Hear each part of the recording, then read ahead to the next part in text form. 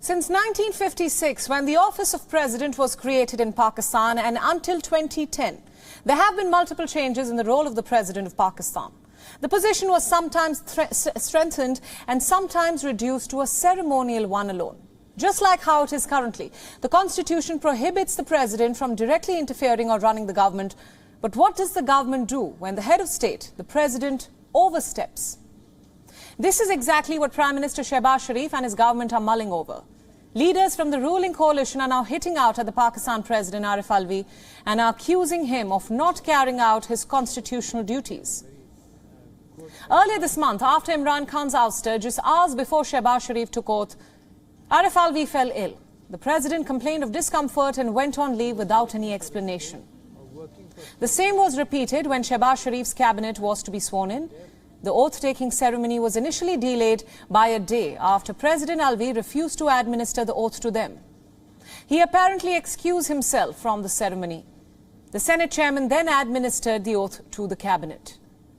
And that's not all. On Monday, President Alvi instructed the Punjab governor, Umar Sarfaraz Cheema, to continue to hold office. And according to a President House statement, the president said that the Punjab governor would continue to serve till a decision of summary for his removal was taken.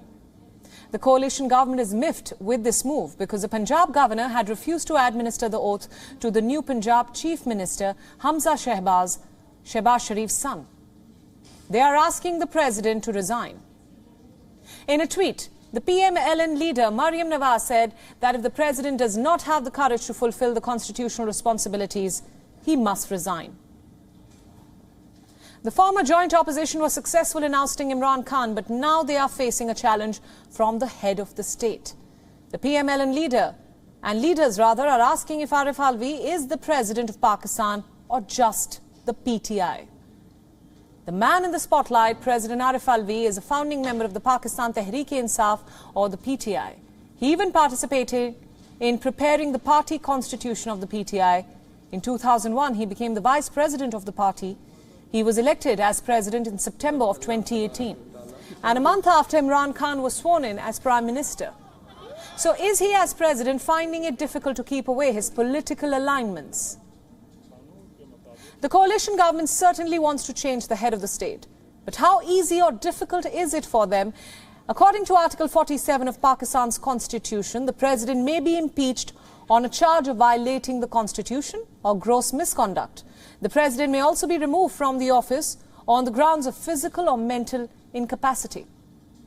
And for this, not less than one half of the total membership of either house may give a written notice of its intention to move a resolution for the removal or impeachment to the Speaker of the National Assembly.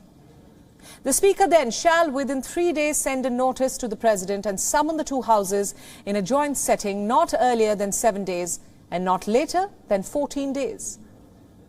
The joint sitting may then investigate the cause on which the notice is founded.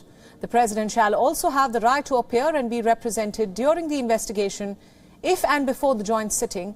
If a resolution is passed at the joint sitting by no less than 2/3 of Parliament, the President will then have to cease to hold office immediately. So the question is, can Shehbaz Sharif pull off another Parliament victory? This time challenging the President of Pakistan himself.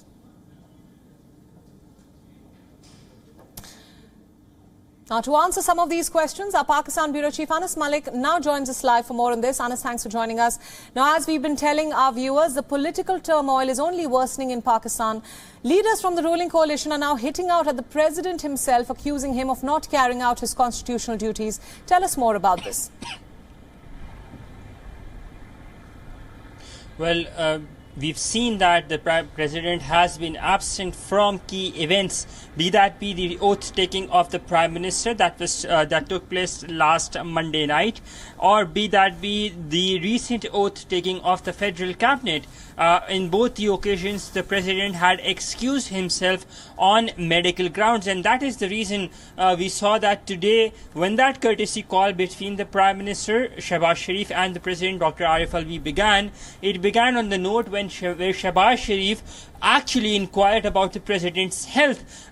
That is one point. We've seen critique being done on the role of the president for one very reason: his association with Pakistan Tehreek-e-Insaf, or the PTI, and his long association with the chairman of PTI, that is Imran Khan.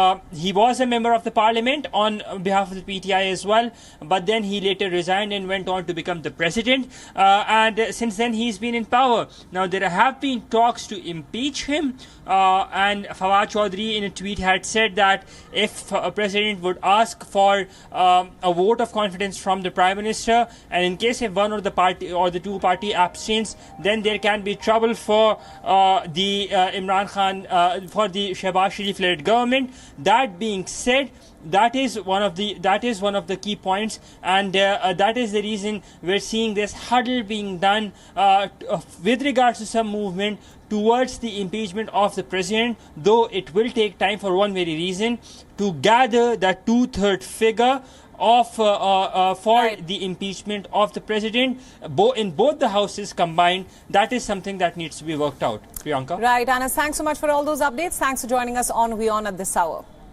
WION World is now available in your country. Download the app now and get all the news updates on the move.